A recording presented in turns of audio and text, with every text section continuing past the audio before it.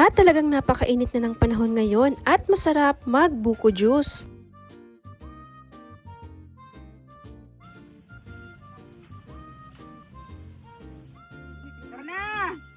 At tamang-tama lang talaga itong mga buko na tanim dito sa likod bahay. Tamang-tamang gawing buko juice at pwede na rin gawing merienda. Naaway ako?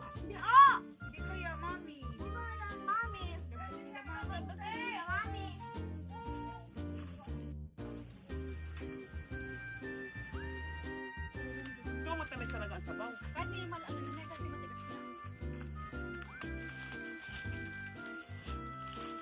Parang dapat yung...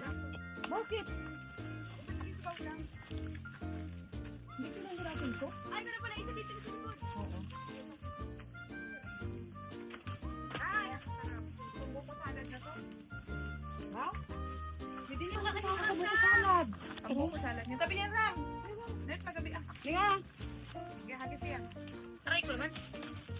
Matamis talaga ang sabaw niyan. Nani? Kaya pa pala, oh. Dito ang buhay. Parang gusto ko yung lahat pa. Wag! Nasasang na Yung kayo. nawari. Ganit yung saging ay nung baling kamuti baka nadurog mo. Tama lang mo na yan. Isang araw na ulit. Ganyan, parang wala akong direksyon dyan. Pag ako nagabi akong buko. Yan, oh, tamo, ganda. Ganda! Ang buko salad. Aray. Oo. At sadya naman talagang napakasarap tumira sa probinsya. Bukod sa sariwa ang hangin ay libre pa rin talaga lahat ng mga meriendahan dito. Basta masipag ka lang magtanim. May pangalan agad. Si Jun. Baby Jun Jun. Si Baby Jun Jun. JR. JR. Junior kaya pala agad? Jack patay. Ano na yung isa na yun? Wala ba aking are? Abi akin are? Hindi, nagagata na. Kaya naman, bala yan na yung inaway na.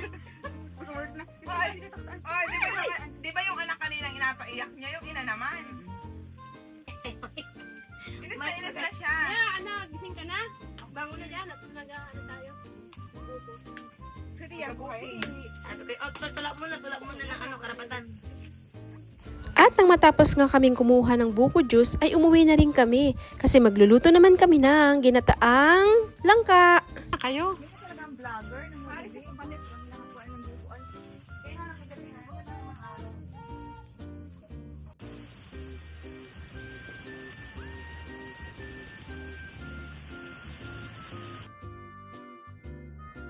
At dahil nga mahal na ngayon ang mga gasol, ay dito na lang kami magluluto sa kahoy sa labas. Kaya naman naghanap na ako ng mga panggatong.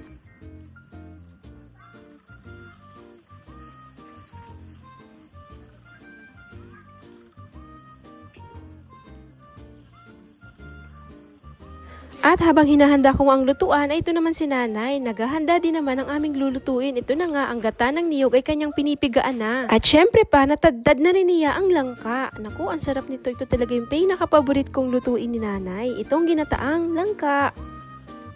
At ito na nga, sinimula na naming lutuin ang ginataang langka sa tungko abaw. At talaga namang napakataas ng apoy at napakalakas din. Naku, tiyak na mabilis maluto ito. At pagkatapos nga ng ilang minuto ay luto na rin ang aming ginataang langka, kaya kain po tayo. At tamang-tama rin sa aming kinuhang panulak kanina ang buko juice. Naku, ang sarap talagang mamuhay sa probinsya, libre lahat, basta masipag ka lang, huy!